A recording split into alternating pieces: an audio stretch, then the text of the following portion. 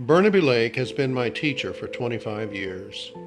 I cherish and respect her as I would any other teacher. On these shores I have learned oneness, not in some abstract way, but through the breeze rustling through the treetops, the fragrance of the flowers, the beauty of the little flowers on the raspberry vines, and then the majestic beauty of sandhill cranes, blue herons, beautiful wood ducks, and all the fisher birds, the great Canadian geese.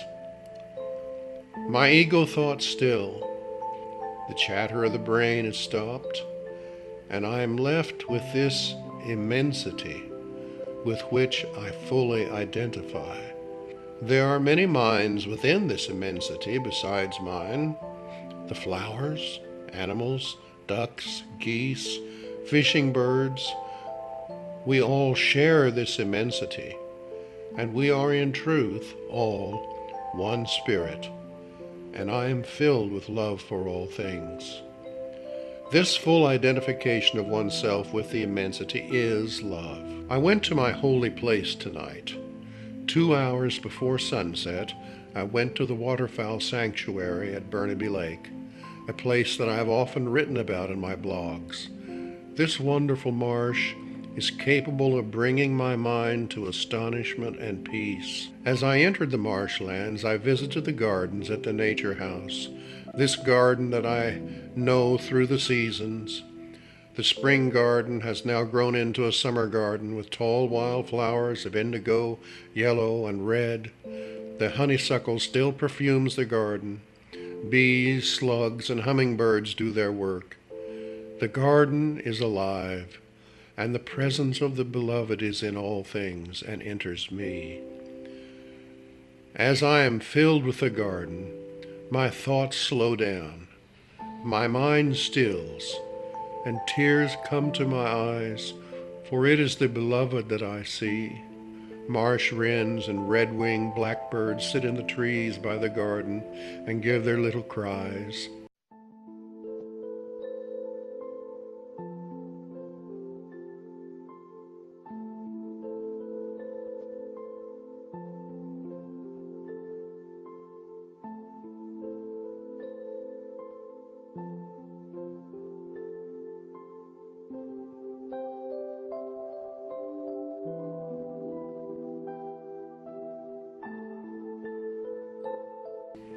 As I go to the waterfowl sanctuary, there is a fever of life going on.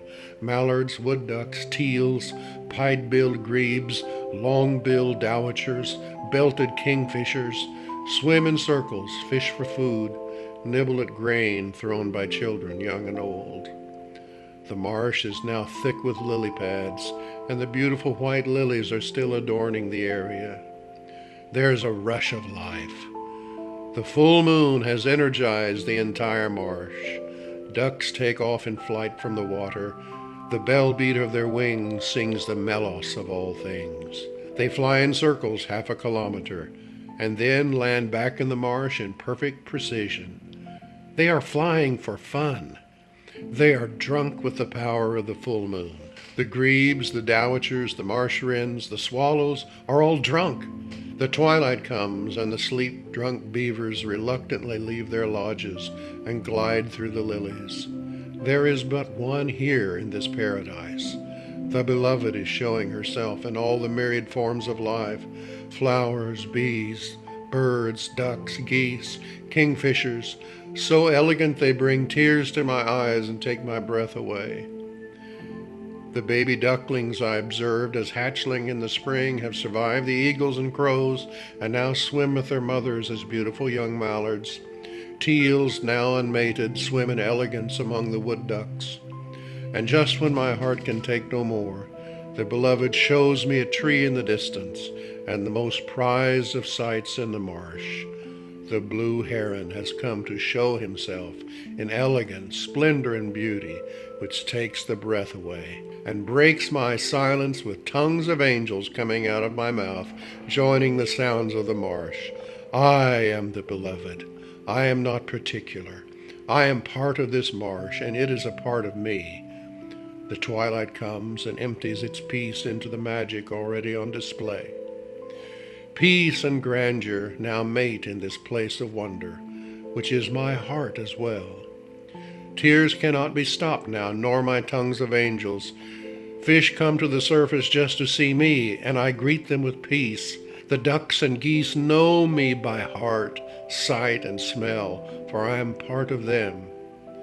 O the beloved, you who manifest all things for my heart, you and I are one, and oneness is all that inhabits this holy place.